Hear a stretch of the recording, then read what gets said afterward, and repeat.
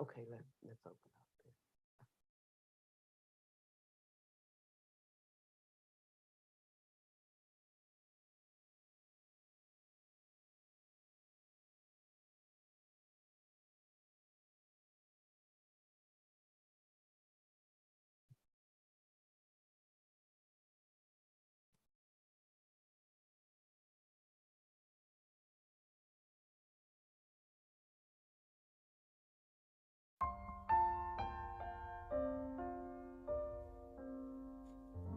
Incense burning, all space is filled with the fragrance. All Buddhas smell it from afar. Auspicious clouds gather everywhere. With utmost sincerity, all Buddhas appear. We pay homage and offer clouds of incense to the Bodhisattvas and the Mahasattvas. We pay homage and offer clouds of incense to the Bodhisattvas and the Mahasattvas. We pay homage, we offer clouds of incense to the Bodhisattvas and the Mahasattvas.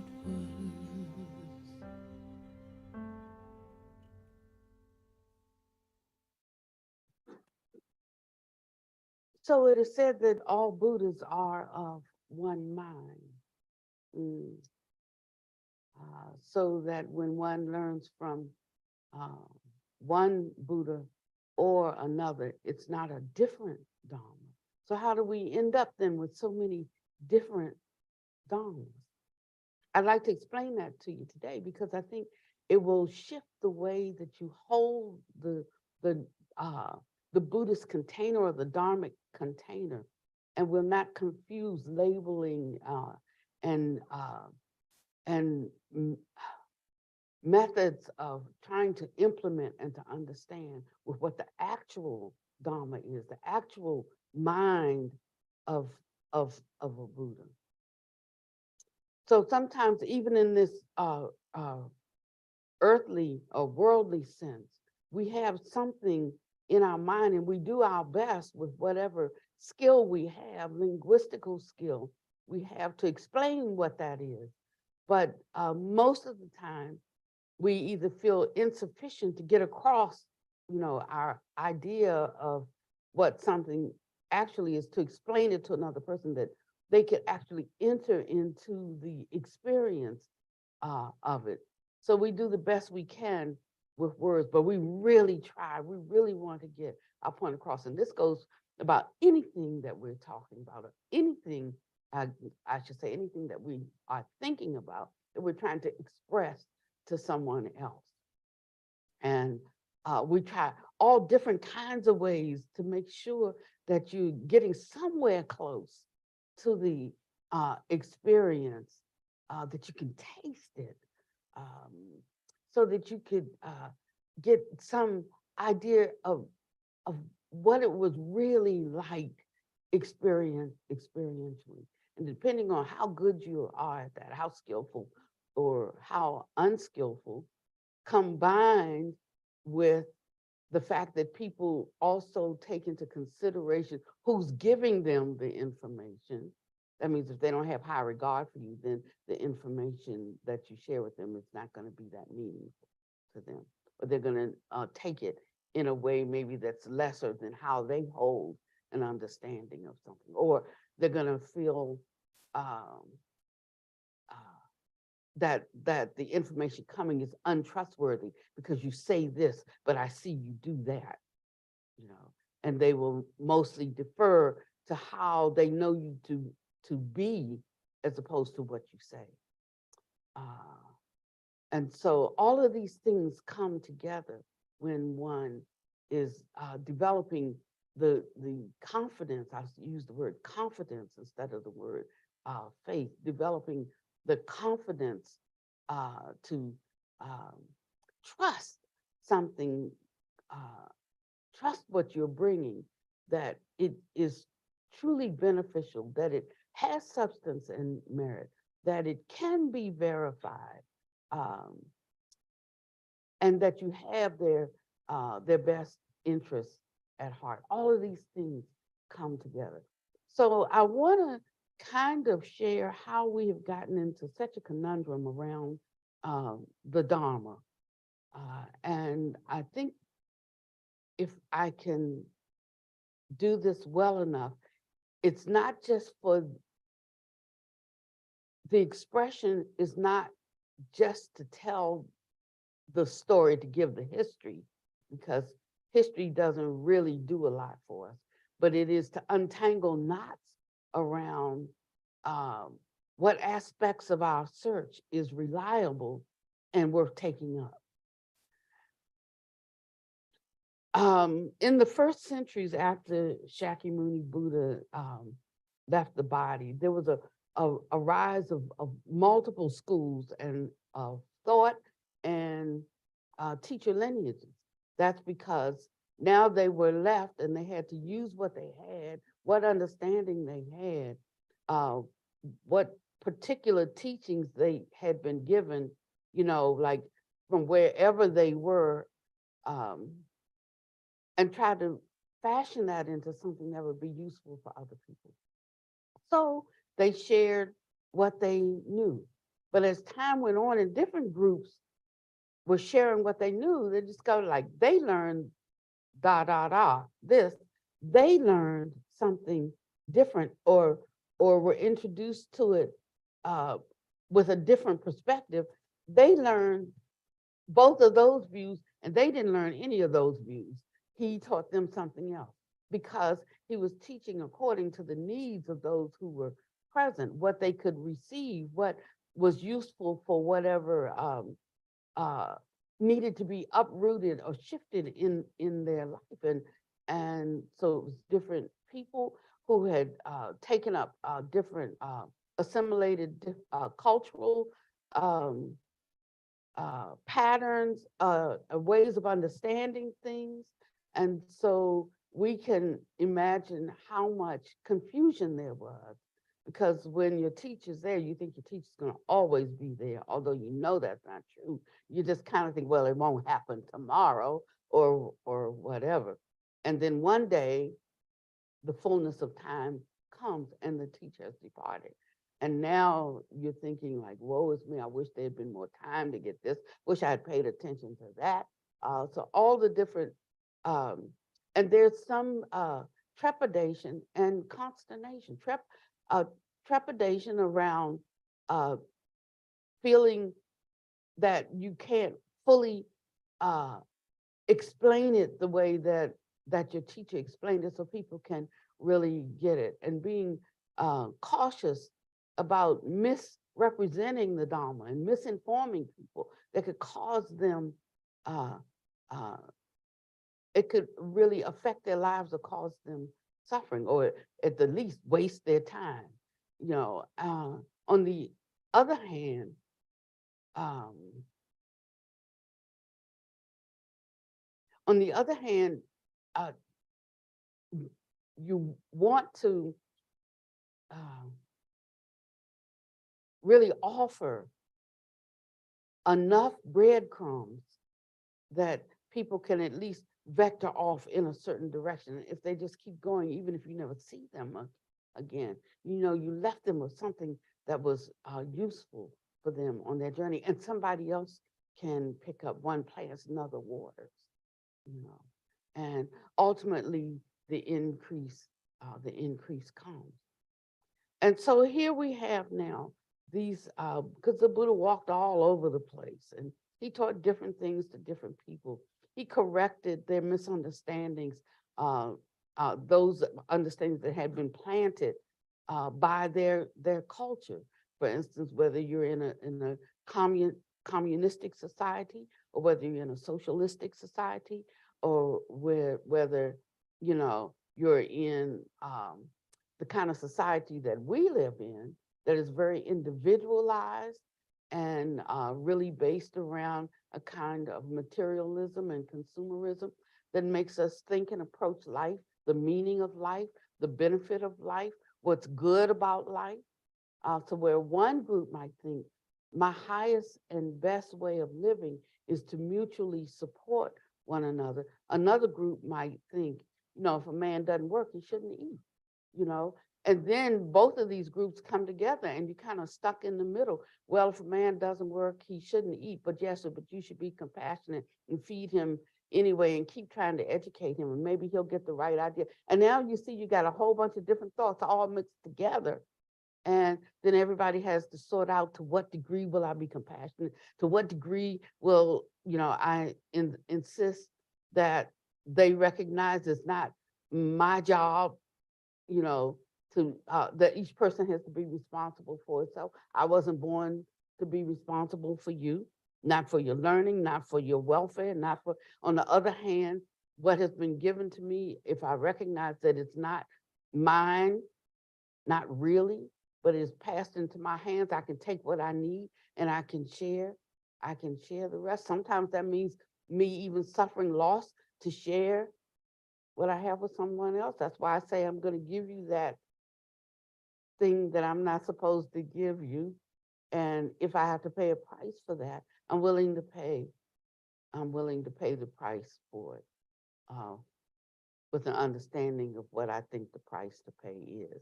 If the price to pay for that is a lot greater, I'm going to regret it, but I'm still going to give it with the understanding that I have right now, that it would be a downfall on me if I didn't share it. If it could benefit you, if it could be like that tuning fork that puts you in tune with the mind of the Buddha, you know, then I feel that I should offer it. That might be the wrong understanding. And if it is, then, like I say, there is a price to pay for that. So we are constantly deciding what something is worth to us and what we're willing to pay for it. If we are reflecting deeply in that way. If not, we just do whatever we do, with a surface understanding and not being unconscious to the deep implications of our thoughts and our actions. And we will learn over time by by looking at what comes back to us, whether and thinking and pondering deeply the cause and the effect, and then we know better how to move forward in the future, be more circumspect in our thoughts and in our actions, because we have some proof as to what you plant and what grows, what the harvest is. So here you have all of these teachers, in living in different places.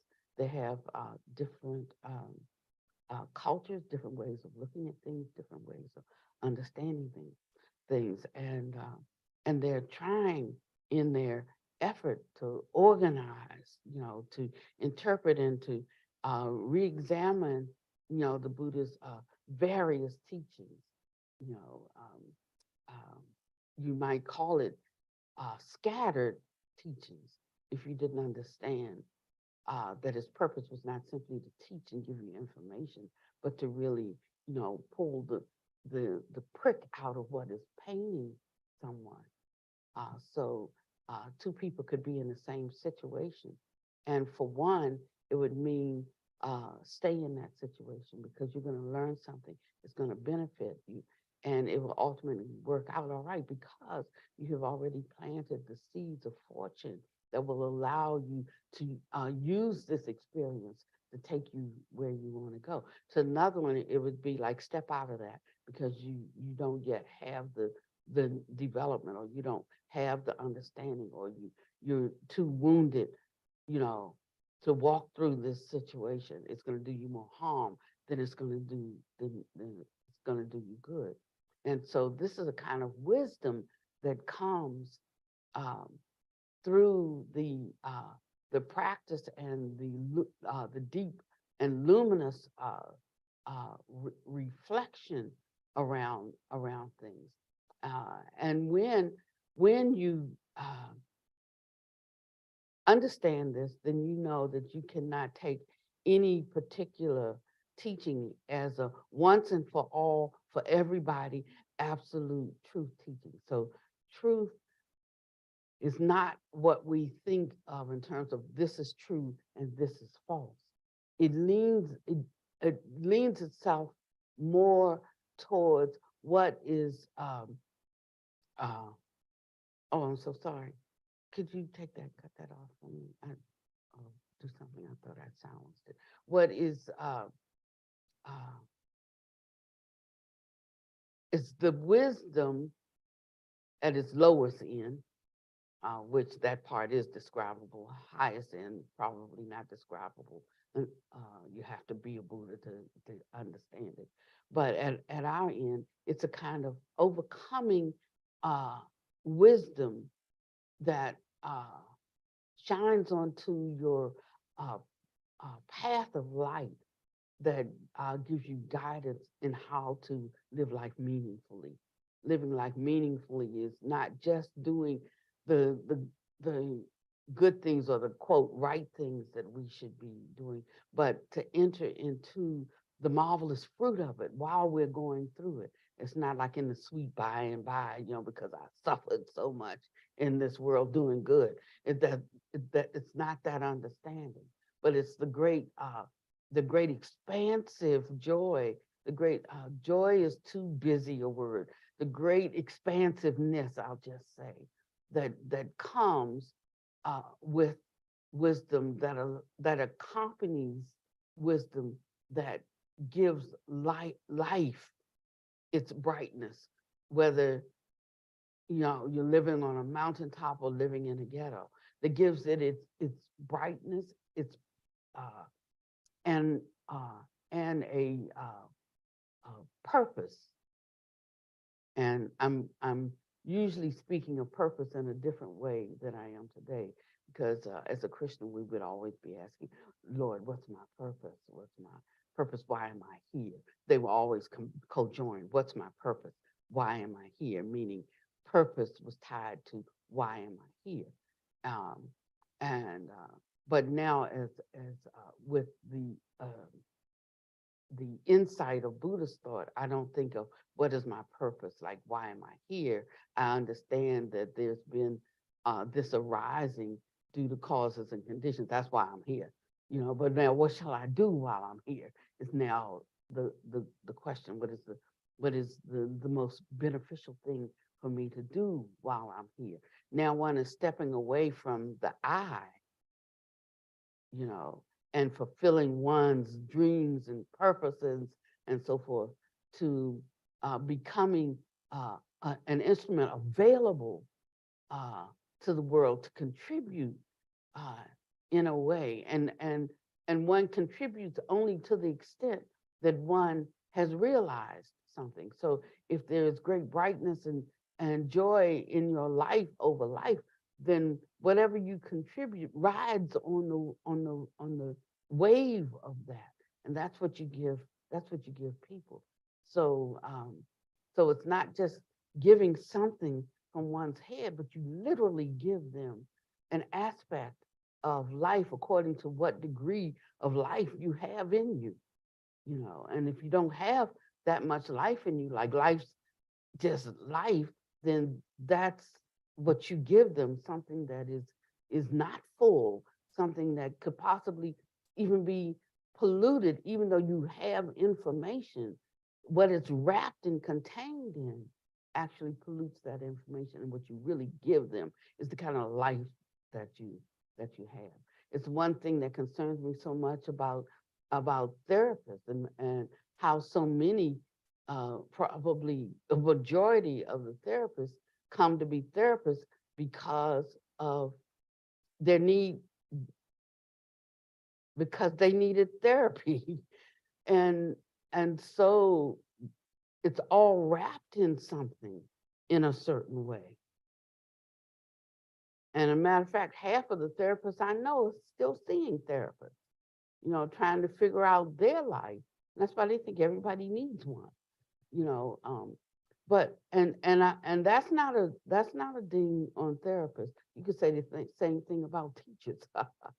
Now I'm a teacher, but a teacher, uh, in their deepest heart of hearts, is longing for a teacher. I'll tell you the truth. You don't just get one because you're longing for one, though. You know, there has to be one that is able to take you, to take you, um, to take you further. And that can be a teacher in the body, or it can be because the wisdom itself is the teacher. So it doesn't have to be in a body to come to you, but it's only a matter of whether you can ascend to grasp it without a body. If not, body serves a purpose. Um, so here we have in these early decades and I would say centuries, like 3 centuries even after the Buddha, Shakyamuni Buddha left this world. Uh, and they began to do something that shifted what he imparted to them. Um, because what arose was a kind of scholarly monastic community. And scholarly being around the idea of using their reasoning or theoretical, um, they had distinct uh, practical interests depending on where they were for their survival, you know, um, because if your calling card, which was the Buddha, is no longer here, what you got? What do you really have? Now, if you never had him, then you got plenty to work from, you know. But if you had that one who was the pristine example of of where we could go, what we could become in this world through a certain kind of realization and experience. And if that's gone, then what do you have? So how do you survive? How do you keep these teachings going? Because your elevator doesn't go all the way up, you know? Um, and so that's what you have now. So people will are breaking off, branching off. There may have been a group of 12, uh, and they had a teacher who was a direct student of of the Buddha. And now they're deciding, well, he's not awakening himself. I know as much as he knows, or I disagree with the way he's teaching it, or and so they break off and they start their own little group, or they're calling up somebody, giving them stuff, and because this interests them, it might also interest some other people. So and this is how. Oh, you don't have to. That's not a stretch to imagine how that happens. It happens every day today. Yeah, I mean, it's how I left my teachers, all of them. At some point, not necessarily even because I thought I knew more than them. Some I did, true or not, but some I did feel like I did. Some I didn't, you know. But I felt that I had maybe a better way of sharing it with people who wanted to receive it, people who were like me, who could understand it if it were presented a little differently or something. So whatever our reasons are for doing what we do, or one of my teachers said, "You go," and he said, "Stop complaining about Eastern teachers." He said, because they're here in the West, and if they're running everything, it's because you all don't step up to the plate to do. You don't give your life uh, uh, in the ways that they have uh, to be able to share. You don't make yourself 100% available to others. So don't knock them if their teaching seems inferior to your understanding, but yet they give their whole life. If you're not giving yours. And so, I mean, we get into all of these ways of thinking about something, and viewing something based on practical interests, and also based on our theoretical understanding. Both of these are worldly kinds of wisdom, right?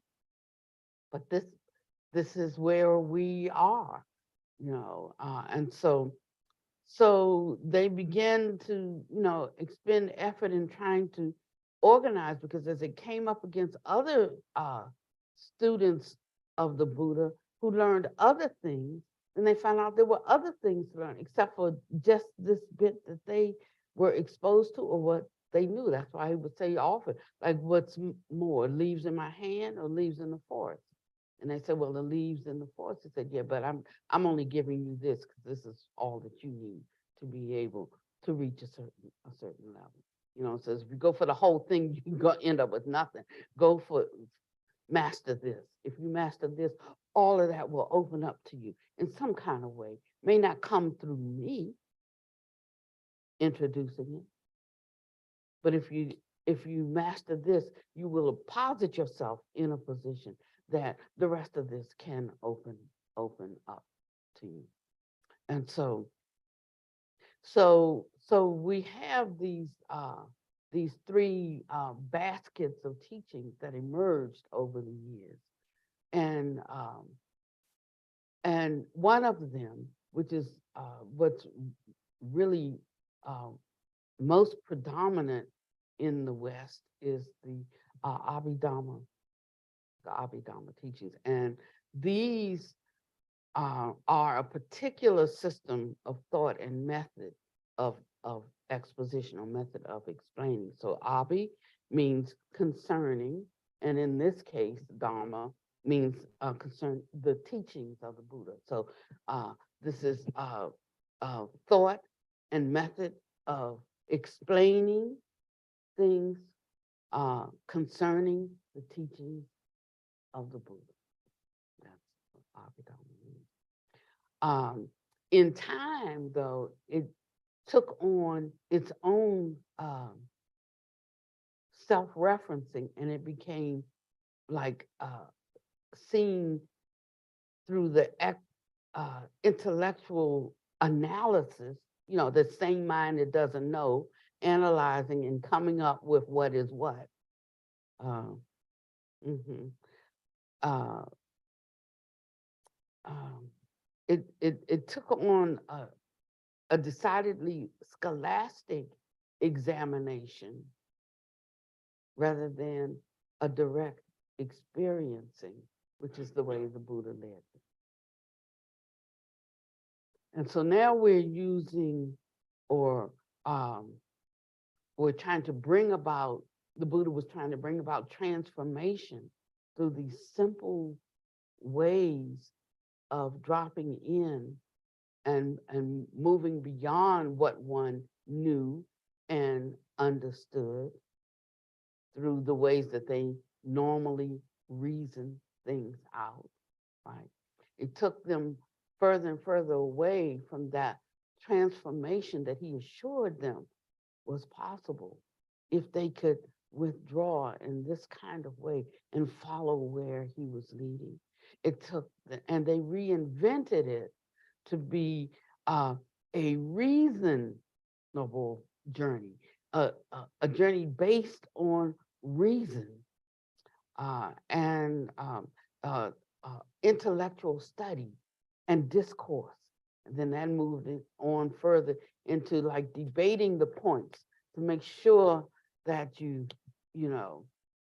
understood the system by which the Dharma was now going to be codified and packaged and presented to you in such a way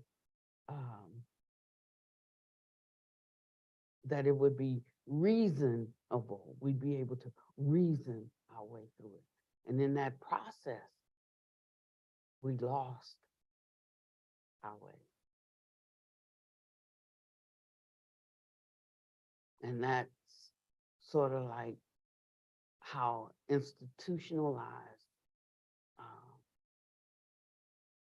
Buddhism has come to be, and that the authorities on what the teaching is and how to access them lies in the hands of the scholars.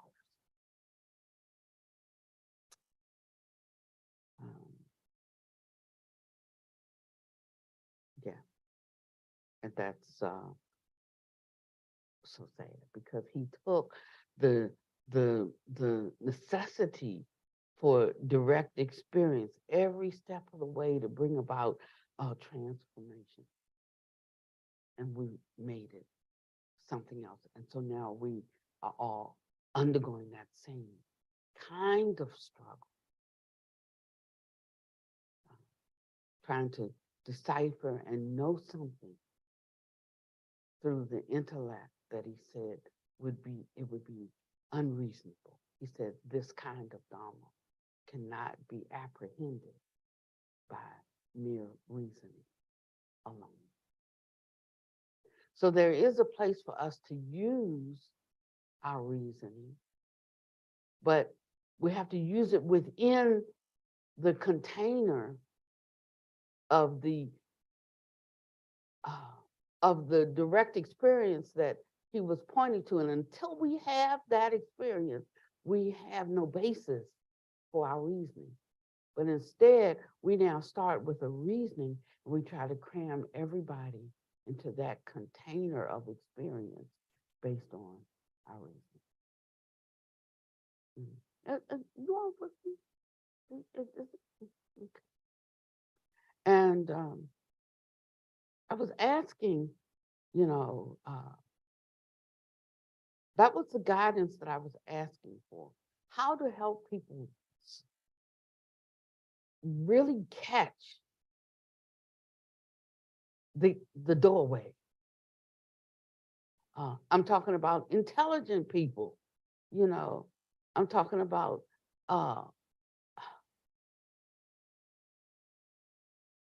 I would say, I could be wrong, but that just as Homo sapiens sapiens, you know, we are probably the most maybe intelligent of our species. Not to say there weren't other races of beings on this planet that have contributed to something and maybe been lost, you know, over the millennia. But just in general, in terms of the number of people, not an extraordinary mind here and an extraordinary mind there, but coming along as a species, we might be the most intelligent from whatever our last, um, gosh, things are expanding so much now. It's hard to say, you know, when I was coming up as a Christian, they told us that, you know, we'd only been here for 6,000 years. And most of those thousands of years, we were like dodos, you know, caveman clubbing and all that kind of stuff until they started unearthing things that we haven't figured out how to do today that they had done back in those days, you know. So I'm a product of old time education. Um, thank goodness we have progressed in our knowledge of who we are as a species since I was in school. Um, but still, I'd say all in all, just in terms of um,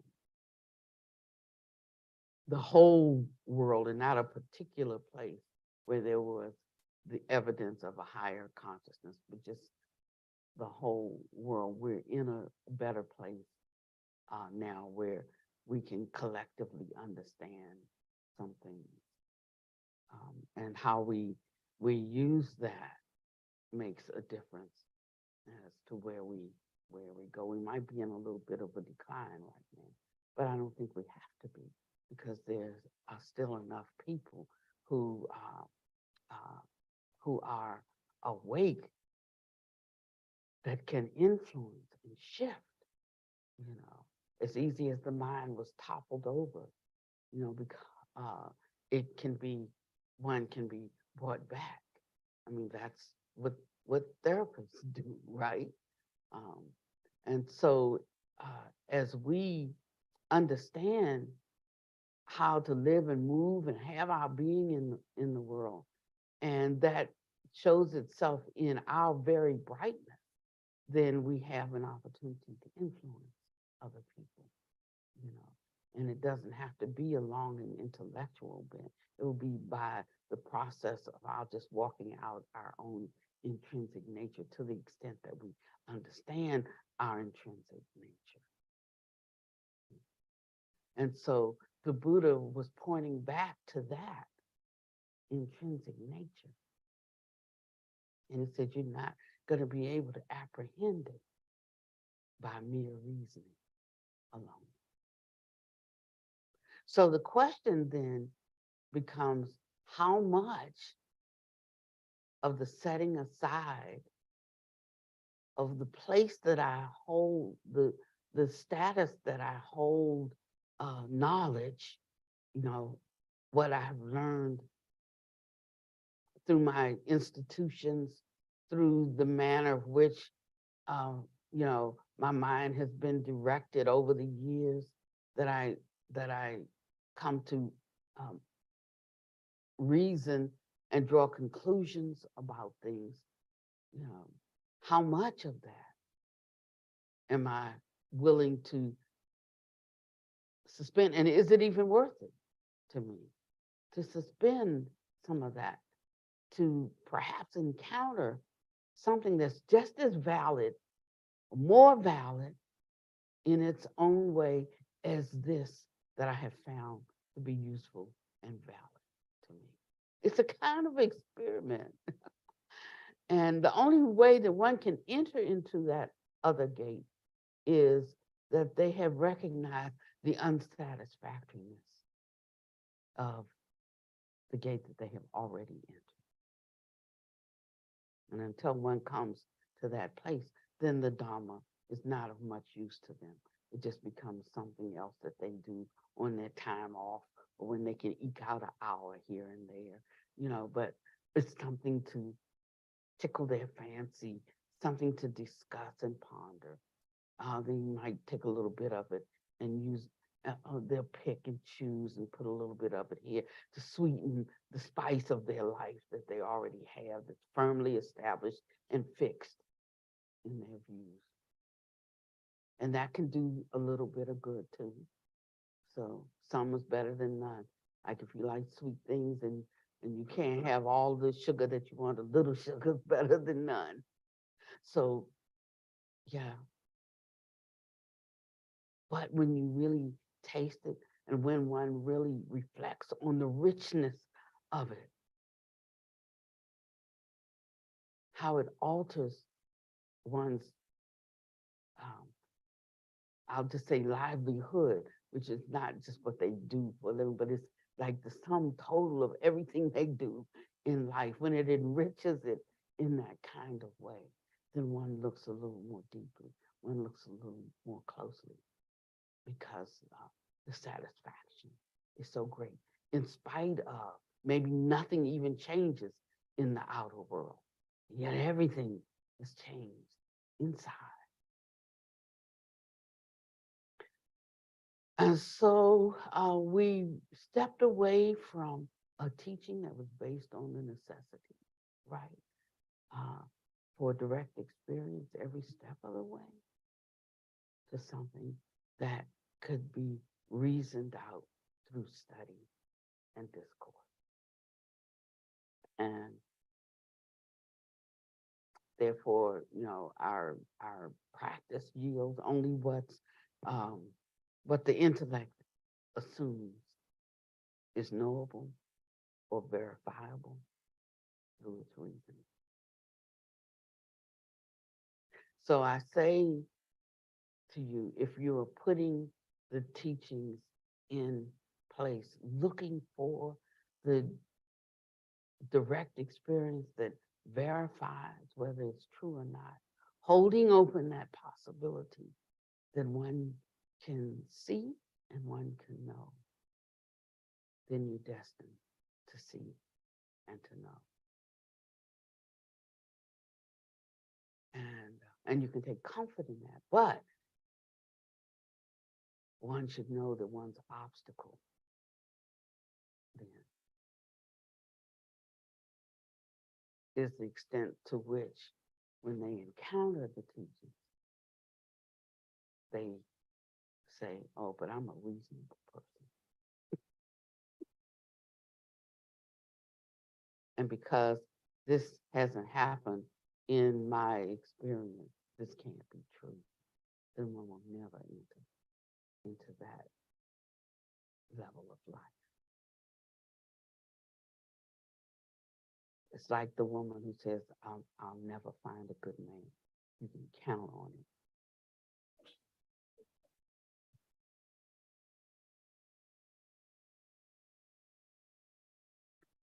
And she can be the most loving, sweet, compassionate, kind, beautiful woman in the world. But if that's her view, then it's no point in her even looking, because she's not really opened herself up to the possibility of encountering that. And so she settles for a slug on the street and says, that's okay, I've got enough love for both of us. Mm-hmm. And how sad that is. So I think, I know that's a little bit more non-Buddhist talk than I normally do, but it was for a purpose. It was to ask you to examine how you really hold the Dharma. Like I would say it all the time, and I say it again today. What are you really looking for? And why are you here? When I say why are you here, I mean why you're here at Harvard. But why are you within the realm of dharmic?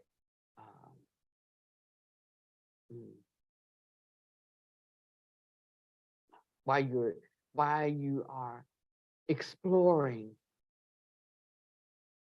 these teachings,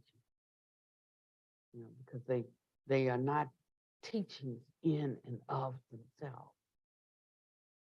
They are teachings that point to the reality of something. And one has to be holding that it's possible to attain that in order to make progress on this path.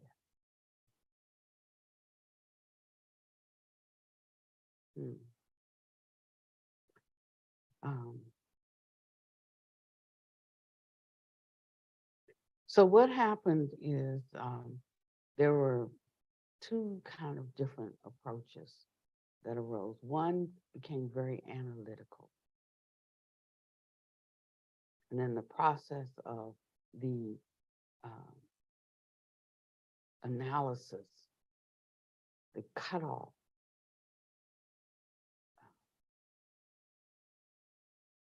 all kinds of experiencing.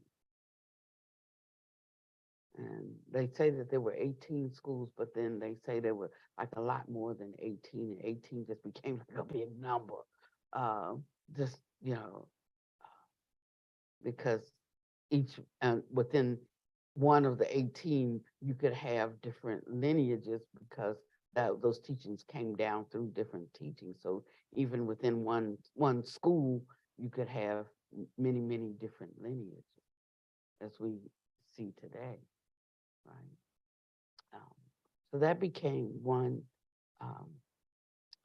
aspect, this deep kind of analysis.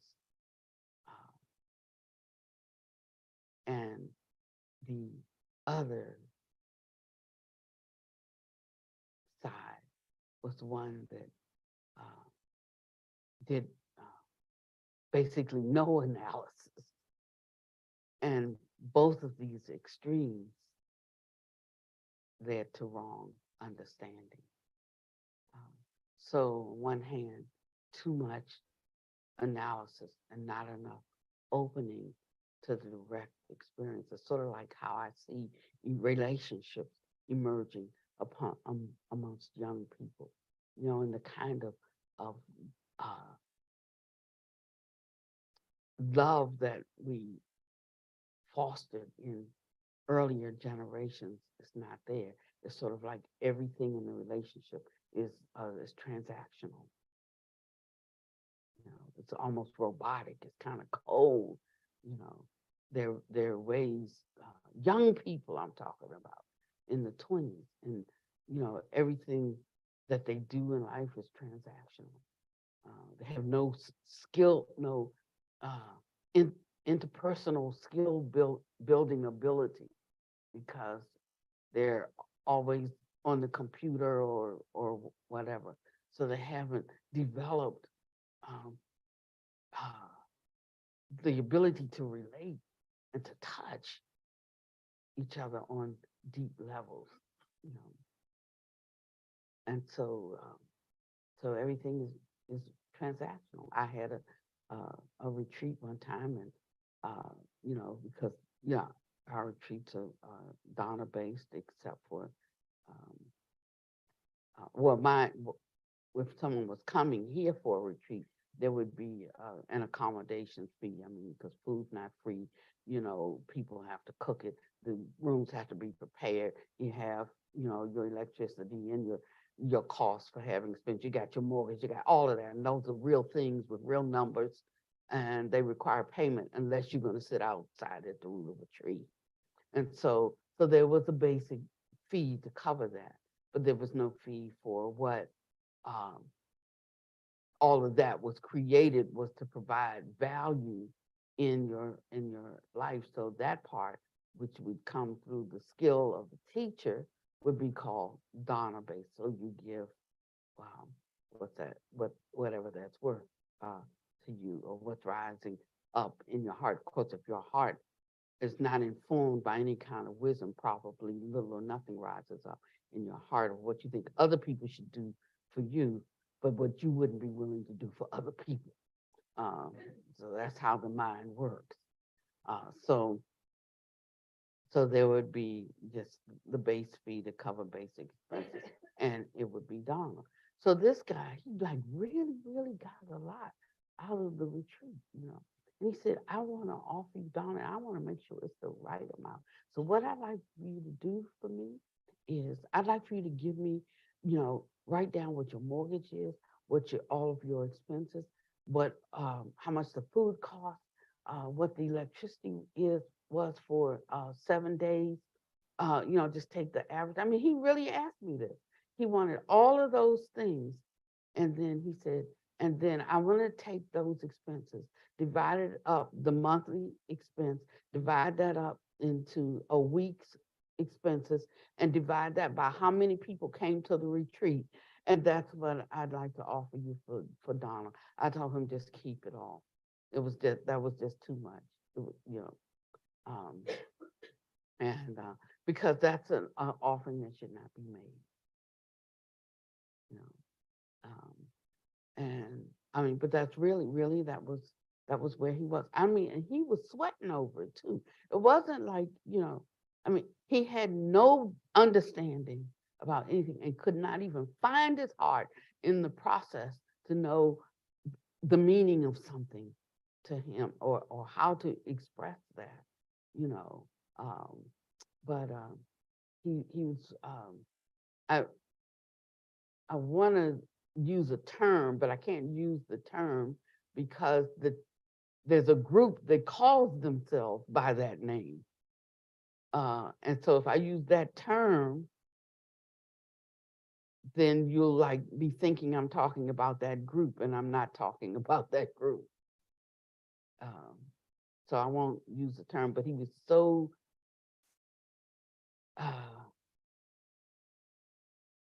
programmed, is what I'm saying. So programmed in a certain way. So we're all products of our programming. We are. But there is something beyond that. And it's not always like if we're programmed, then we have to use that program to begin to approach the Dharma. And that creates a little confusion because we come from different programs.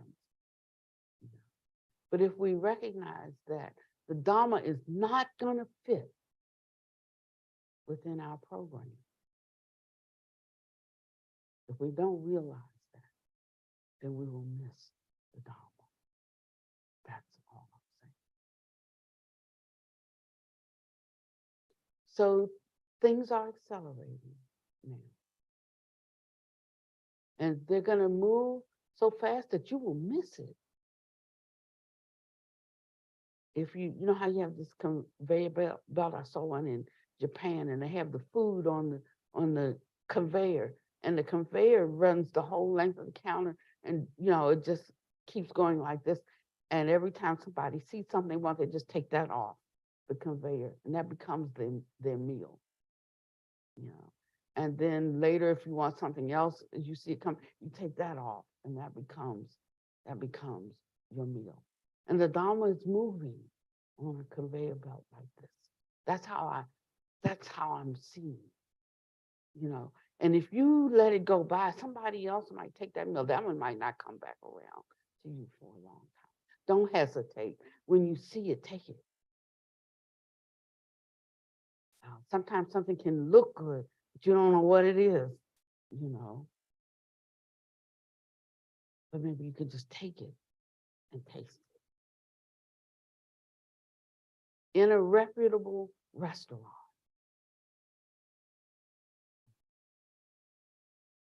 So the food is safe to eat, but you're just not familiar with that. For Thanksgiving, we waited too late to try to find, to have our pick of where we wanted to go for Thanksgiving dinner. And so I asked Sister to find us a place, and she found us a place,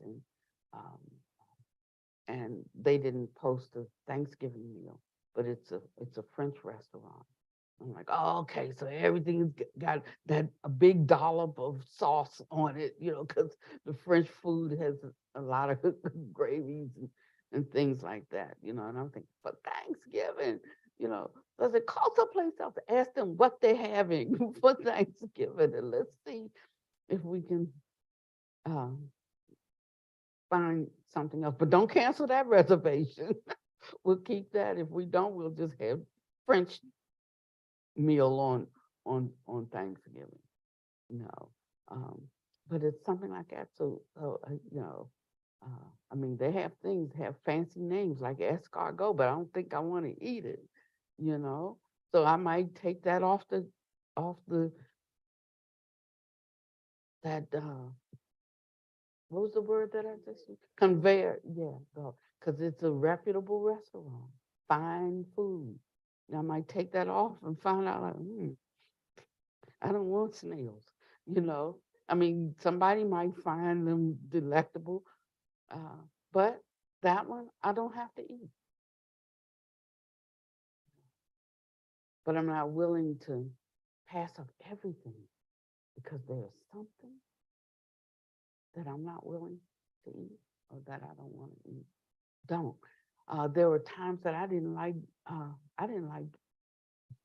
vegetables, like green vegetables. I didn't like broccoli. Well, one reason I didn't like broccoli is because we never had broccoli when I was a child. We couldn't afford broccoli. I mean, we felt like only, actually we mostly just had cabbage and collard green, stuff that you feed your animals, really.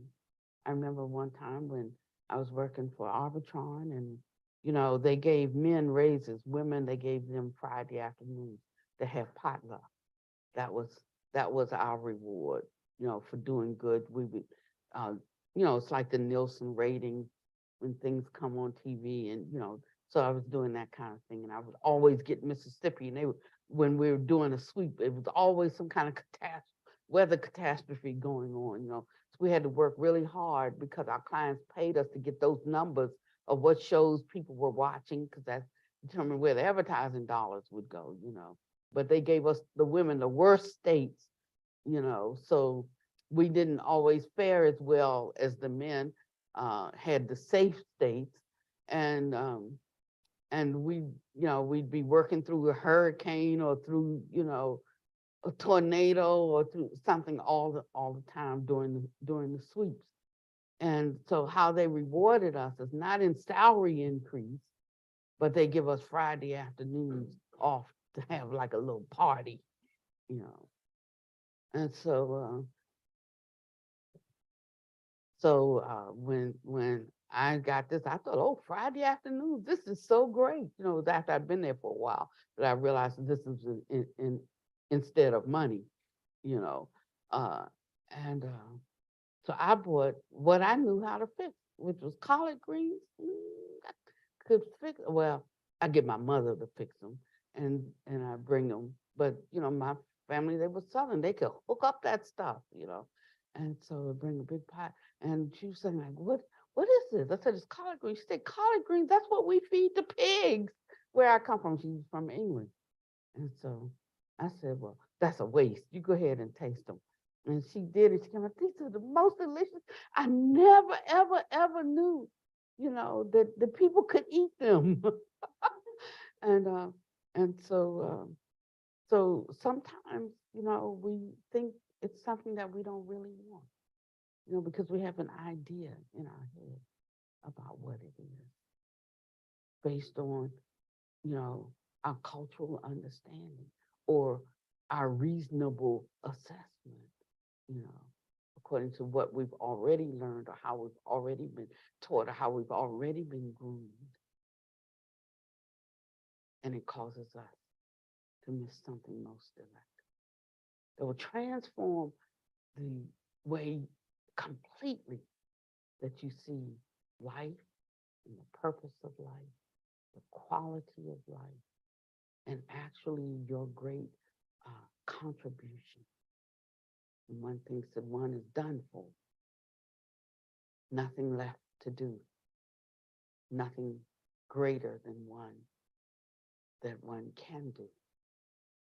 One will find that we're only limited by our reasonableness. So when you're reading the Dharma, don't go back to your customary slick all the time.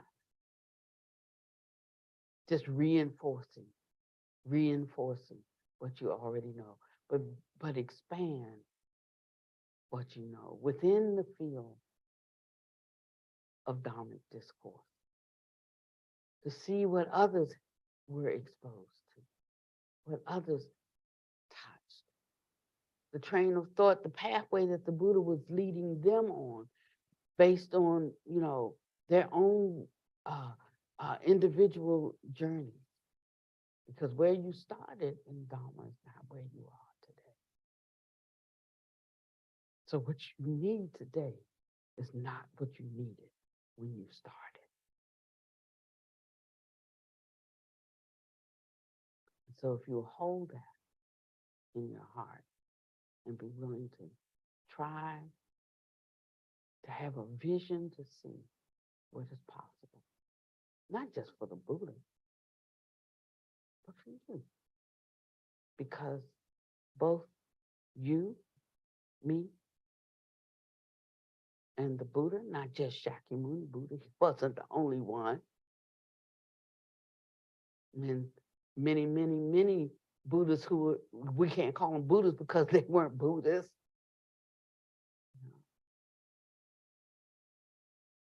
Because they created a different label. But the wisdom was the same. All Buddhas of one mind.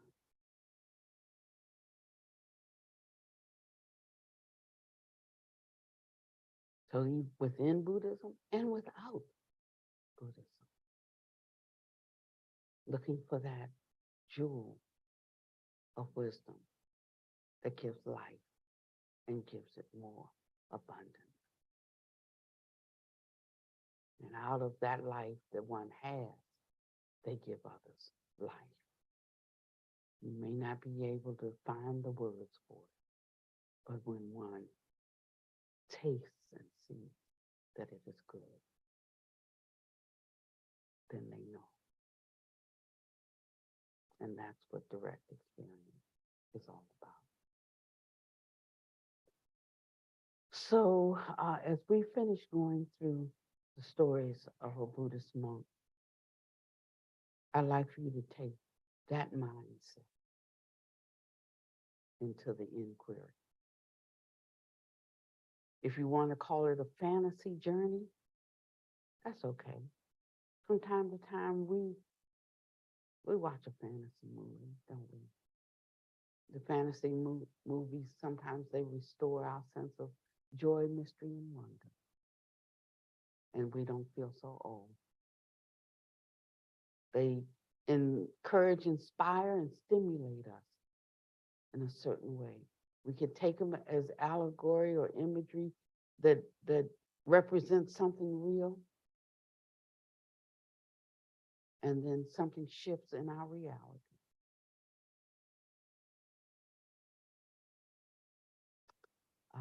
I think that's all I want to say today.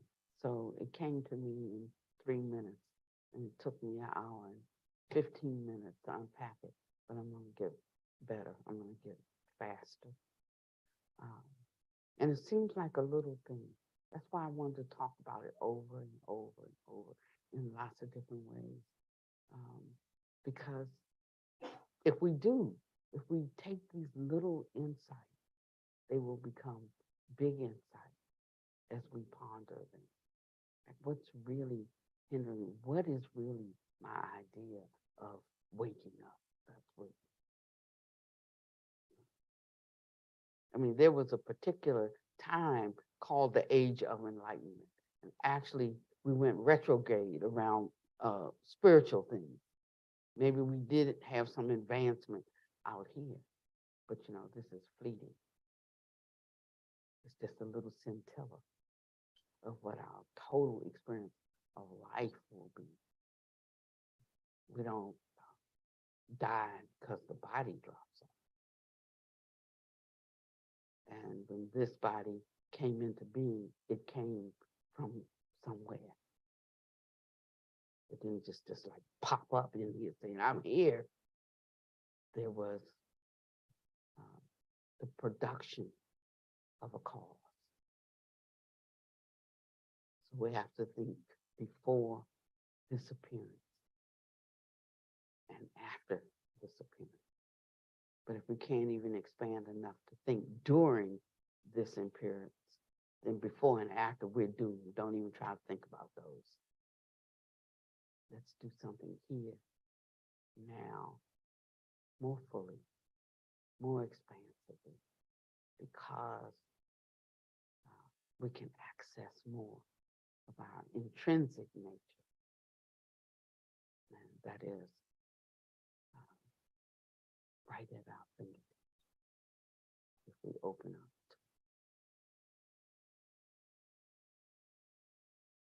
If anybody wants to say anything, please feel free.